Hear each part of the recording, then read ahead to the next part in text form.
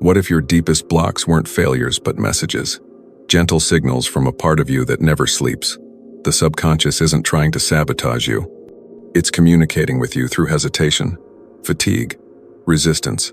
Like a loyal guard dog trained by your past, it barks not to stop you, but to protect you. If it could speak, maybe it would say, "I'm not trying to stop you. I'm trying to protect you." Think about it every time you freeze before a leap, self-sabotage after progress, or circle back to an old loop. Is it fear or memory? Studies from Harvard and Stanford show over 90% of daily behavior is subconsciously driven. So if you've tried everything, journaling, affirmations, meditation, and still feel stuck, this video is for you. Maybe you're not failing. Maybe you're being reminded. In this video, we'll break down why your subconscious keeps looping you and how to finally retune your inner frequency without force. Stay with me. If this resonates already, type one word in the comments that you know your subconscious has been whispering to you. What if your subconscious wasn't a problem to fix, but a witness that never left your side? It doesn't sabotage you, it remembers you. Every version of you. The one who didn't get hugged after breaking down. The one who was punished for speaking their truth. The one who learned that being quiet, small, or agreeable was safer. Your subconscious stores not just facts but feelings, sensations, vibrations. It keeps data in your nervous system, in your muscle memory, in the way your body tightens before certain conversations. According to the National Science Foundation, the average person has over 60,000 thoughts a day, yet 95% of them are recycled. Why? Because the subconscious holds the script. It doesn't forget what hurt you. It holds on to what was never processed, never witnessed, never loved. It's the inner child's journal written in silence, the echo in your chest before you speak up. It's not trying to stop your dreams. It's trying to prevent another heartbreak, another collapse.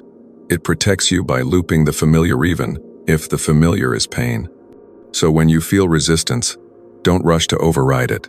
Ask it, gently, "What are you trying to tell me?"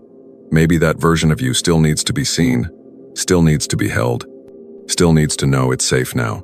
You see, healing doesn't start with fighting your patterns. It begins when you listen to the witness. When you realize that your subconscious isn't late to the dream, it's the part that's still holding the door open for the one who was left behind.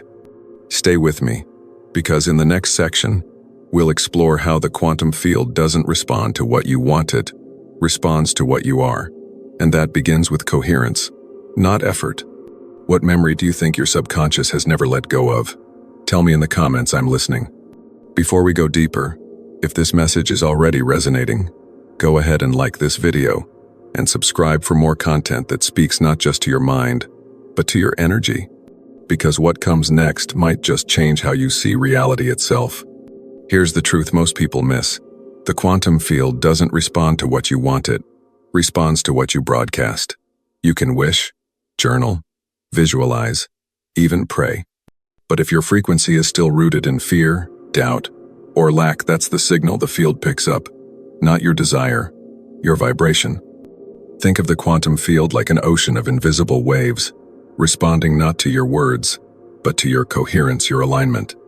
According to the HeartMath Institute, your heart produces the strongest electromagnetic field in your body, 5,000 times stronger than the brain's. That field changes depending on your emotions.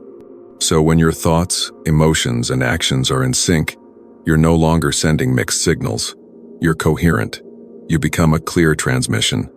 Dr. Joe Dispenza puts it simply, thought plus emotion plus action equals coherence. When you think abundance, feel abundance, and act from abundance, you become the frequency of abundance. And the field mirrors it back, not as a reward, but as a reflection. This is why affirmations don't always work if your body is still bracing for rejection. Why manifestations delay if your nervous system is still living in survival. Because the quantum doesn't read your words. It reads your energy. So, if your life keeps looping the same situations, don't panic. Don't give up. It's not punishment. It's feedback. The field is showing you what you're unconsciously broadcasting. Stay with me because in the next section, we'll decode those loops. We'll explore why repetition is a form of language, not failure, and how you can shift the message you're sending without force or fear. What frequency do you think you've been unknowingly radiating? Let me know in the comments, I'd love to hear. What if your stuckness isn't failure but a form of remembering? A language written in loops. You see, your subconscious isn't dragging you backward because it resents your growth. It's holding on because, once upon a time, that loop saved you. That overthinking kept you safe. That silence kept the peace. That self-doubt lowered expectations, so no one could hurt you. Your mind, like a record player, returns to the same track not because it's beautiful but because it's familiar. Neuroscience tells us that the brain is a prediction machine. According to research from the University of London, over 80% of neural activity is based on expectations formed from past experience. Your nervous system prefers what it knows if what it knows is pain. It's like replaying a sad song on purpose, not to suffer, but because it makes sense to your system. The lyrics are predictable. The rhythm is safe. So when you loop emotionally, mentally, or even physically, it's not because you're failing. It's because a deeper part of you is asking, are we still in the same world? Do we still need this armor? The loop isn't punishment. It's a checkpoint, a question, a bridge between the old story and the new signal you're trying to send. And when you see it that way, looping becomes a mirror, not a trap. In the next section, we'll explore that frustrating moment when you've done everything right and still feel stuck. Why does that happen? And what can shift it? But first, what's the loop you keep finding yourself in? The story that won't let go? Drop it in the comments. I'd love to witness it with you. You've journaled, you've affirmed, you've meditated, you've visualized your dream life with all the right steps, yet somehow, you still collapse in the same place. Why does it feel like no matter how much you want change, something inside keeps pulling the brakes? Here's a quiet truth. You don't attract what you say, you attract what your nervous system believes is safe. You can speak abundance, but if your body contracts every time you imagine receiving it, the quantum field doesn't read the affirmation. It reads the contraction. Like telling yourself, I deserve love, while your chest tightens and your breath gets shallow. That tightening is the signal. According to trauma expert Dr. Bessel van der Kolk, the body literally keeps the score. Safety isn't an idea, it's a felt experience. And if your past taught your body that expansion equals danger, then no amount of mindset work can override a system still wired for defense. It's not your fault. You didn't fail. You're not broken. You're simply living in a mismatch between a mind ready to rise and a body still bracing for the fall. This is why the loop returns even after the healing work, because the body hasn't caught up to the new frequency. Not yet. So if you're doing everything right and still feel stuck, pause, breathe, soften, ask your body, what part of me still feels unsafe to receive this? You're not behind. You're not blocked. You're just being asked to include the body in the transformation. In the next part, we'll explore where those limiting beliefs came from and how to gently meet the root, not just the symptom. Have you ever felt this split between your desire and your body's reaction? Tell me below, I want to hear your story. What if the beliefs holding you back weren't even yours to begin with? What if they were inherited like hand-me-down clothes that never quite fit, but you kept wearing because that's all you knew? Limiting beliefs often begin not as conscious choices, but as emotional survival strategies. And most of them, they're born in childhood. Imagine a little girl who bravely told the truth only to be met with punishment or silence. Over time, she learns, truth equals danger. She grows up into a woman who stays quiet, not because she lacks opinions, but because her subconscious believes silence is safety. Or the little boy who cried when he felt overwhelmed, only to hear, don't be weak. He learns to shut down his emotions, smile when he's hurting, achieve instead of express. Decades later, he wonders why he feels numb, even when life looks successful. These beliefs are not just mental, they're emotional imprints stored in the body. Neuroscience confirms that early experiences shape neural pathways that influence everything from self-worth to decision-making. According to research from the University of Minnesota, children exposed to chronic emotional invalidation are significantly more likely to develop negative core beliefs that persist into adulthood. And it's not just parents. Culture teaches you what's acceptable. Religion tells you what's good. School teaches conformity. Social media teaches comparison. Layer by layer, you're programmed until the voice inside your head isn't even yours. It's an echo of everyone else. But here's the miracle. Once you become aware, you get to choose. You can pause the loop. Ask, is this belief mine or was it borrowed from someone who didn't know better? Because you don't have to keep repeating what hurt you just to feel safe. Stay with me, because in the next part, we'll explore what happens when you unknowingly broadcast from these inherited beliefs and how the quantum field mirrors back exactly that distortion. Which belief are you starting to realize was never yours? Let me know in the comments.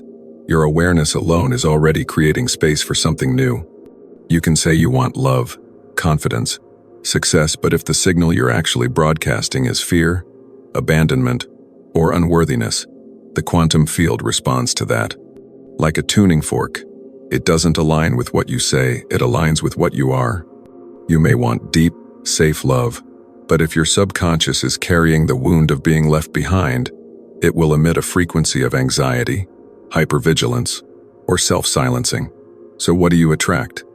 People who confirm the fear, someone emotionally unavailable, someone who disappears when things get real, not because you're unlucky, but because your energy is broadcasting, I expect to be left. It's not your fault, it's your nervous system protecting what it still believes is truth. A person with an abandonment wound might spiral just because someone takes longer to reply to a text. The body panics. The mind creates stories.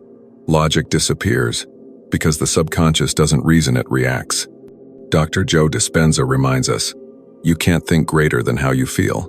The signal you emit is not your intention, it's your emotional baseline. So the question becomes, can you change the signal? Can you become the version of you who expects love, not loss? Yes, but not just with thoughts. You have to embody it. You have to teach your body that it's safe now, that the past is over, that you don't have to keep reliving it through your frequency. Stay with me because next, we'll explore what embodiment truly means and how to become the new signal, not just hope for it. Have you ever noticed yourself attracting the exact thing you feared? Tell me in the comments, I'm listening, and so is your future self. What if healing isn't just about what you believe, but how you breathe, how you walk, how you choose, in the quiet, ordinary moments? That's what embodiment truly means. It's not just repeating, I am worthy. It's becoming the version of you who no longer doubts even when no one is watching. Embodiment means your frequency lives in your body, not just your thoughts. It's in the way your shoulders soften when you speak your truth. It's in how you hold eye contact instead of shrinking. It's in the moment you pause before reacting and choose to respond like someone who knows they're safe now. It's not a performance, it's a remembering. Start small. Walk like the version of you who already feels grounded. Breathe like the version of you who trusts timing. Speak like someone who doesn't need to prove their worth. Choose food, boundaries, and rest like someone who honors their energy. According to the polyvagal theory by Dr. Stephen Porges, the body has a social nervous system, meaning posture, breath, and tone actually regulate your sense of safety. This isn't what's neurobiology. The way you sit, move, and engage with the world literally shapes your internal signal. So if you want the quantum field to mirror something new, you must transmit from a new state. And yes, it might feel unnatural at first, like wearing clothes that don't quite fit yet. But embodiment is repetition. Practice becomes personality. Frequency becomes form. Stay with me because in the next section, we'll explore the most intense moment on this path, the quantum echo, when everything feels like it's falling apart, but you're actually closest to your breakthrough. Have you tried embodying a new version of yourself, even in small ways? What did it feel like? Share in the comments. I'd love to hear how your energy is shifting. Have you ever noticed that the moment right before a breakthrough feels unbearable, like your whole world is shaking, and everything inside you wants to run back to what's familiar? That's not failure. That's the quantum echo. The quantum echo is the energetic backlash that happens just before your frequency shifts. It's when the old vibration, the fear, the doubt, the identity you're outgrowing echoes back one last time to ask, are you sure you're done with me? Think of it like standing at the edge of a cliff, about to jump into unknown water. Your body tenses, Your breath shortens. Your mind screams, "This isn't safe." But it's not danger, it's the death of an old signal. The final contraction before expansion. The nervous system, according to Dr. Peter Levine, processes change as a three-at even if it's good. Safety lives in the familiar, not the free. That's why the breakdown often comes right before the shift. It's not the universe rejecting you. It's the old pattern echoing back for the last time. This is the part most people mistake as failure. They retreat, collapse, repeat.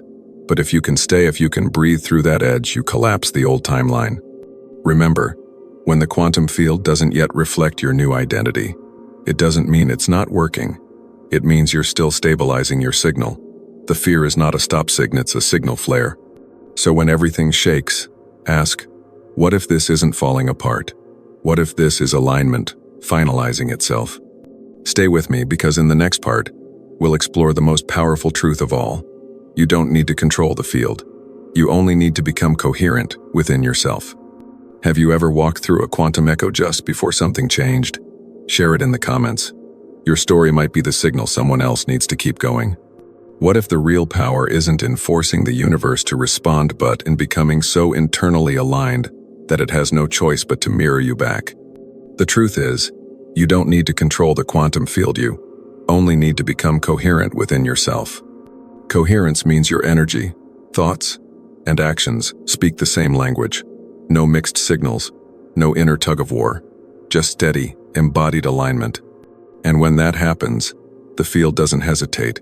It reflects you like a clean mirror, no distortion, no delay. You don't need to scream, "I love myself," into the mirror every morning. You just need to stop choosing the things that slowly destroy you. You don't need to chase money or worth. You need to stop betraying your value in the micro decisions. You don't need to push. You need to resonate. The HeartMath Institute has shown that a heart in coherence creates measurable electromagnetic waves that influence not only your biology but the world around you. This is science, not metaphor. You become magnetic when you're internally consistent. So stop trying to convince the field with your words. Show it through your state of being. Say less. Live clearer. And when coherence becomes your norm, reality starts organizing itself around you, not because you forced it, but because you became the signal. Stay with me, because next, we'll explore how to practically retune your signal through small but powerful shifts in your body, breath, and daily choices. Do you feel like you've been sending mixed signals without realizing it? What might shift if you just became more coherent today? Let me know in the comments. Your self-awareness is already a form of power. What if changing your reality isn't about making one massive decision, but shifting the signal you send in the smallest, most ordinary moments? That's the heart of retuning, the gentle art of choosing a new frequency, again and again, until it becomes who you are. The truth is, the signal you emit isn't set by your biggest dreams, it's shaped by how you breathe when you're triggered, how you choose when you're afraid, and how you respond when old emotions knock at your door. Retuning doesn't mean resisting what arises. It means meeting it with new awareness. When an old emotion shows up, jealousy, fear, abandonment, shametry, pause. Take a deep, conscious breath to activate your parasympathetic nervous system, the system of safety and restoration. Then gently say to yourself, "I hear you, but I choose differently now." This is not spiritual bypassing. It's nervous system re-education. According to research from Stanford University, conscious breath can reduce stress hormones and rewire emotional responses within weeks. You are not erasing the past, you are rewiring your relationship to it. Let's break this into practice. Step 1. Witness. Catch the moment your body contracts. Maybe someone doesn't reply to your text, and your chest tightens with panic. Step 2. Breathe. Inhale for 4. Hold for 4. Exhale for 8. Signal safety to your body. Step 3. Choose again. Instead of spiraling, maybe you journal. Maybe you send a calm, grounded message. Maybe you simply sit with the discomfort without letting it drive the next decision. That's coherence in motion. That's retuning your frequency from fear to clarity, from reaction to regulation. Retuning isn't about perfection. It's about repetition. Every small moment you shift from automatic to to align your signal changes, and the field listens. Stay with me, because next we'll explore, how do you know what frequency you're currently broadcasting? The signs are clearer than you think. Have you tried shifting your response in small ways lately? What changed for you? Share in the comments. I'd love to celebrate that moment of power with you. Want to know what frequency you're really sending out? Don't look at your vision board, look at your reflexes. Not the dreams you speak, but the emotional responses that live in your body. Your current frequency is not hidden. It reveals itself in the subtlest moments. Try asking yourself, how do I feel when someone compliments me sincerely?